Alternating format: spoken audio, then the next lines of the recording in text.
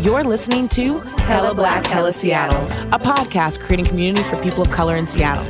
I'm Eula, leading the interviews. I'm Alaina, bringing you food reviews. And I'm Jazz, adding to your weekend plans. And we're all born and raised Seattle ladies. Hey! Hey, everyone. Hi. So, it's a new day. Happy to hear from everyone, and we're welcoming you guys back to another episode of Hella Black, Hella Seattle. This is the time for Alaina's segment. Oh, boy. Get ready for her insiders coming our way. Oh, my gosh, yes. So, I don't even know where to start. What have you been doing? Yes, beautiful. What have I been doing?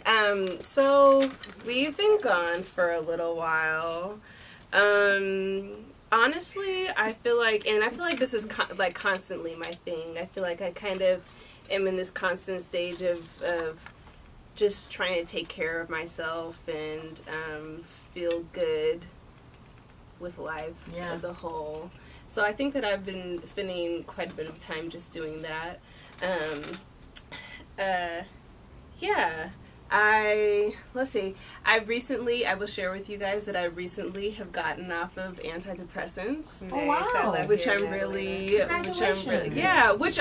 I don't think that that's even like necessarily a congratulations. I didn't know you were on them. Yeah, oh yeah. High key, I love it. Well, yeah.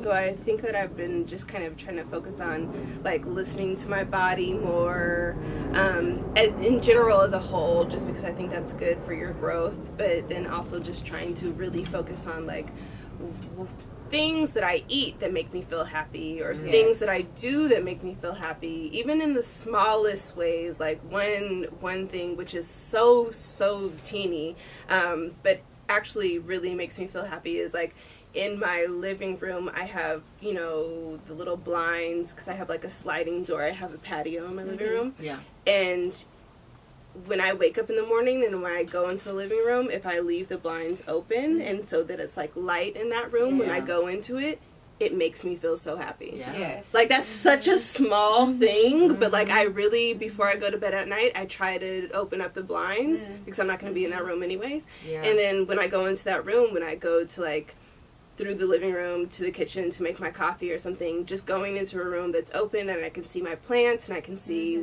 the light outside, like that alone makes me feel good. So that's like one thing. I have a question though. Yeah, please chime in. No worries. Is it being guided? Is your stepping away from the antidepressant being guided in any way medically? And do you feel like you need to? Yes. Okay. So I definitely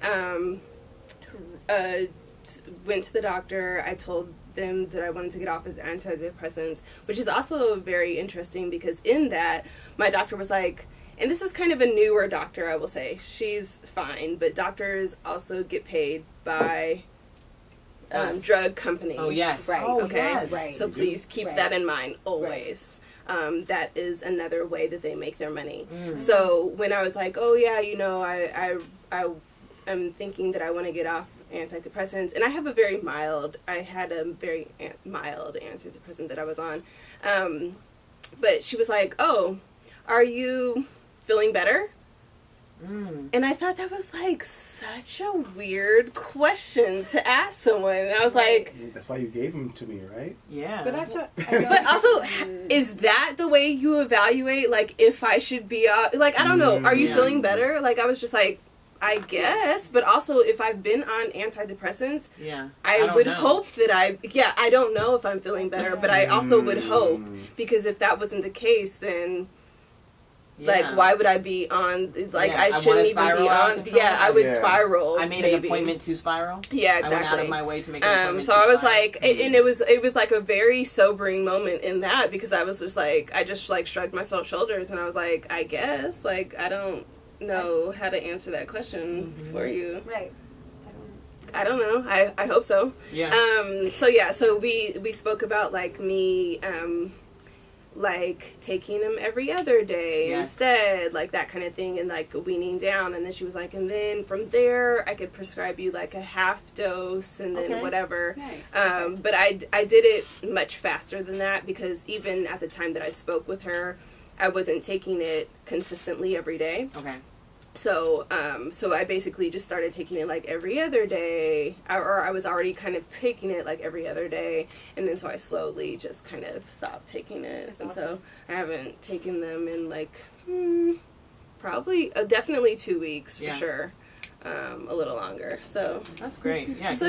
So that's deep about me, but so You know what? And I'm sure people out here who are listening and want to know more about this kind of stuff. Period. What made you want to take on, like, what made you want to better elaborate your depression in the first place? What do you mean? Like when you first made your first appointment, like what made you make your first appointment when you first? 2 years ago? You know, actually, I've always felt very depressed. I think depression runs my family also, and so from a very, very young age, and I think I'm also very I've always been very empathetic. Yeah. I've always been very sensitive, and so and so I think that I've always had a lot of just emotions that have been hard to handle in general, and just didn't really grow up with the guidance around that. And you know what I mean? Like my, this is like Alaina's emotional hour, actually. But like growing up, you know, I would cry about things. I would cry all the time, and you know, I would be called a crybaby. You're such a crybaby, and my dad would always be like, you know, you have to be tougher than this. You're allowing them to feel that. You're allowing people to make you feel that way, which is very true. You do allow people to have that effect on you, you know what I mean? But at a young age, that's a hard concept to understand. And it's funny because it was a conversation that I had to have with my father later on in life, where I was just like, even though I'm emotional about this thing, you have to trust that my emotions are true, and that I still know how to deal with those emotions. You know what I mean? So just because I'm crying over it when I'm talking to you about it does not necessarily mean that I'm talking to the person and crying. Totally. Or if I am, that's fine too, because I'm actually completely comfortable in this life being human, or being my version of human, you know what I mean, and being emotional or crazy or whatever people put on me, right? Exactly. So growing up, I think that I've always I was just very sad and felt very alone growing up, and so I remember actually going to the doctor when I was like 15 and like telling them I'm depressed. And I think that also I've always been very like cognizant of how I'm feeling in those ways, and I think to be a 15-year-old and to have that conversation, my doctor was like, you're not depressed. Right. You're fine. Of course you don't know your own self. You don't know yourself. You've only been in that body for 15 years. Exactly. I've never even been in this body. And I was like, so I convinced my mother to bring me to an appointment for depression, and you're telling me that I'm not depressed? Like, so I didn't have medication or anything like that. So, and this is pre depression drugs being a street thing. I mean, this is that's absolutely wild. So it's not even like, oh, you're gonna use these and hand them out to your friends. Like, no one does that, girl. Oh. Yeah, no, it was not some fad shit or anything. It was just a doctor doing a bad job. Yeah, so I mean, you know, I survived, but I definitely, I think teenage years are hard in general, but that was very hard for me. I don't look back on those years and I'm just like, oh, that was great. Like, no. Yeah. Not even but slightly. also because depression doesn't get better. Exactly. By itself. It tends to get worse. Right. And so, so perfect to bring me back. So, I just had one night that was really hard for me. Yeah. And I was just, like, I feel like I was kind of progressively getting sadder, but, one night I was like, I got home and I was just like in my car crying, and I was like afraid to go in the house because I thought I might do something to myself. So I sat in the car like bawling for hours. So after that I was like, I need to do something about this because you know, I had already been taking vitamin D, overdosing on vitamin D, to the point where my doctor was like, you actually have to, I'm concerned about your intake with vitamin D because it's fat soluble. So it builds up, it can build up over time. Okay. Yeah. So So, yeah, I had a conversation with him, and then when that doctor, and in that, I think maybe immediately after that doctor visit, I saw a therapist. Very short visit, like a 30-minute visit or something like that, and they were just like, I think you should get on antidepressants. Okay. And Yeah. so, Finally. yeah, exactly. Yeah. So for someone else to be like, yo, you're right. Yeah. I mean, this is 16 years later. Yeah, exactly. Mm-hmm. So yeah. So I've been just trying to work on things that make me happy, Yeah. basically. So Which I think that we all are. yeah, At the absolutely. end of it all. Yeah. For sure. Yeah. So Thank you for sharing. Yeah, that thank you Yeah, for thank you sharing for that sharing. with That's us. really absolutely, absolutely. We're giving hugs and loves over here, you guys. Yeah. It's a big deal for our sister. Yeah. So yeah. So I was trying to think about what I should talk about, and Taylor was like, "Oh, you should just talk about like self-care in general." And Yeah. I'm like, you know, girl, I'm the queen of self-care. Like that's all I do all day It's long. true. I don't got no kids, Right. and my parents are older, and Yeah. you know, it's funny because I was talking with We're my mom. self-sufficient. Exactly. I was yeah. I was talking with my mom this weekend, and we were just talking about doing things, and you know, this weekend was this weekend that we are recording this. Yeah. It was over the Memorial Day holiday, and I had taken Friday off, so I have Friday, Saturday, Sunday, Monday. Yeah. And I basically just treated it like it was a vacation. Yeah. And I was like, I'm only going to do the things that I want to do. And I'm actually going to stop myself from feeling any kind of guilt about Yeah. any of those things, because I think we get so tied into guilt. You know, it's also funny, girl, this is about to be Alaina's like growth hour also, because I just feel like that I realized that I hold on to so much guilt about things, and I think we all do. Totally. But I also think that you have to just decide what you're gonna do, stand firm in that, and then let go of guilt. Like literally say, I'm not doing it at all. Yeah. Forgive yourself. Exactly. Yeah. And empower yourself to know that you should be doing what makes you feel good. And people, bless their hearts, all of them will do things to try to make you feel guilty so that they can get what they want out of whatever situation. All the time. Yeah. Family, friend, or foe. Right. Um, Loved ones. People you love. Right, that's what I'm saying. So yeah, so I'm this hearing that weekend word. I did everything that I wanted to do, and it was great. What was the point that I was gonna make? It sounds amazing to take like a staycation. So 4 days in Yeah. a row to yourself. Yeah. That's beautiful. It I'm was gonna go do that. wonderful. Yeah. Yeah, and don't feel guilty about it. It's What so were the funny. days like? What'd you do each day? What did I do? I didn't even really do anything crazy. I think the first day, and what was also just annoying because you get older, is like I feel like I woke up every day at like 6 o'clock in the morning. Yeah. And had to put on my like little bougie sleeping mask and try to go back to Did it work? Yes, I mean, some, you know, you go back to bed for like an hour.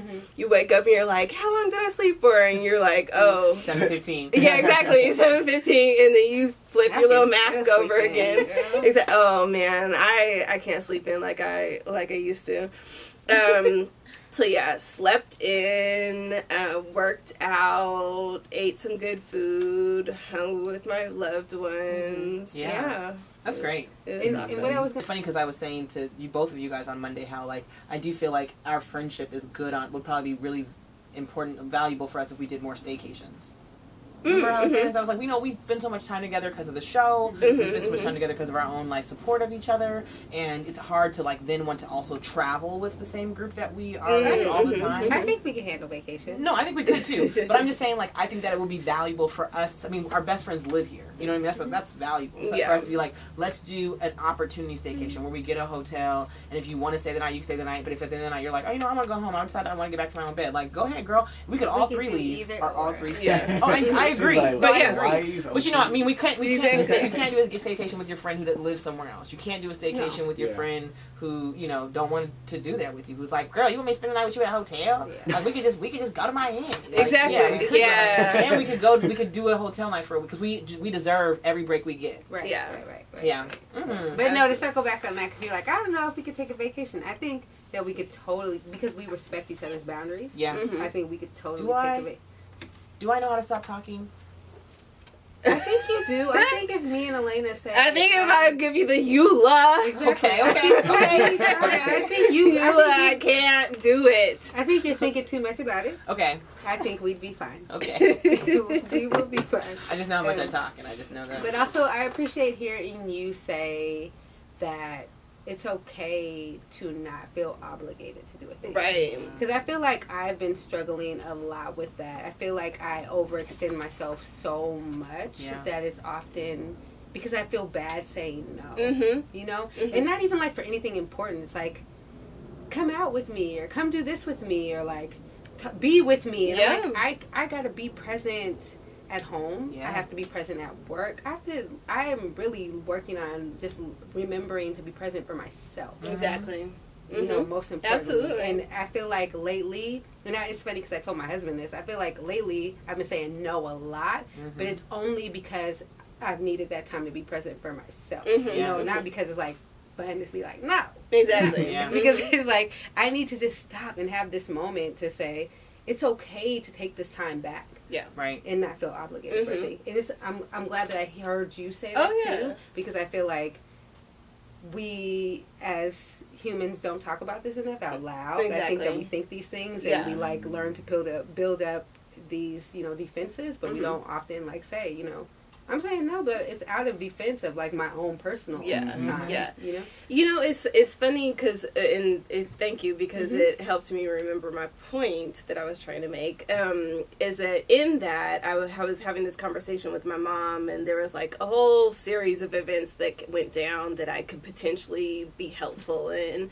But I was just like, no, this is my vacation. I'm not doing this. Right. Yep. And so I was speaking to my mom about it, and she really wasn't a part of that situation. And she was just like, you know what? I appreciate you so much. And she was joking. She was like, I want to be with like you when I grow up, because I feel like you're so strong in your truth, and you see through bullshit, and you'll just call it what it is. And she was like, and we're all just trying to do the best with this life that we can. And I was like, that's so true. And it's funny because I think that I currently live a very selfish life, but Why not? I feel, one, why not? Two, and this is strange, so this might come off strange, but I feel so strong in the selfish things that I do that I think in previous lives I did a lot for other people. I think that I took on a lot. I think, and maybe because I do feel so much for other people that I'm empathetic, and I have learned to cut that off at a certain point, but I think because of that, I've learned to be very selfish with my time and very selfish with who I share myself with, even though this is a lot of sharing myself. But you know what I mean. Yeah. No, that made me want to laugh because in my head I was like, I must not have done enough in my last life. I don't know. Yeah, I don't know. I mean, You know, but I also don't think my story is to compare to yours Oh, no, I'm either. joking. But No, yeah, the joke that was in my head was I was just want to I make ain't sure. done shit because I swear every day I gotta get out there. But I feel so strong in my selfishness. Like I'd be like, no. Not doing it. And I'm not gonna let you sit up here and tell me that I should feel this way or that way. If I do feel that way, this way or that way, then I'm gonna deal with that internally, and I'm gonna work that out. But I'm not gonna let you, I'm really going to make it a point not to let you put that upon me. Right. And I think it's interesting for me to feel so strong in that. I think there has to be something behind that, the reason. I think whatever rules, I feel like we were taught that we weren't supposed to live selfishly, which is unfair too. Like you're supposed to give yourself to everyone but yourself. Yeah. And once you start to live for yourself, it almost seems selfish, but it's not. It's like I still have to live for me because I'm fighting my own battles. Right. Also, how do I get up every day? How? Exactly. Because when I have Because who helps me up in the morning? My abs. Me. Yeah, me. I know that because when you're pregnant, you ain't got none, and then you do need help. You be begging people like, can anybody roll me? What was I gonna say? This great word I heard a while ago was if you know, people talk about, you know, being on purpose and like living on purpose, and what that means kind of is like you were put here for something, right? And everything you do within that is on purpose is on purpose. But this person was saying that if you spread yourself too thin, though, because you're constantly being stretched by your purpose, then you're no longer running on purpose but on passion, and that no one can run on passion alone. And I remember thinking that totally plays out for me. Now you without guys rest know breaks. this. I have what with what? Now without rest breaks. Go.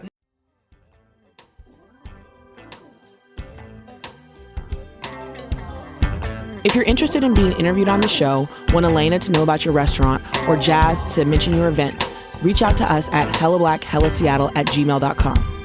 If you know of job opportunities where people are trying to hire more people of color and we can mention that on the show, reach out to us at hellablackhellaseattle@gmail.com. And lastly, if you'd like to use our platform for an ad for your space, event, or business, reach out to us at hellablackhellaseattle@gmail.com. Our episodes are recorded at Critical Sun Studios. Special thanks to Bubba Jones, our producer and editor, along with the creator of our theme music. We also want to give a special shout out to Victoria Snivment, the creator of our logo. For follow-up on anything that you've heard on the show, please check out our website, hellablackhellaseattle.com. And you can also find us on Instagram, Twitter, and Facebook at HellaBlackHellaSeattle, all one word.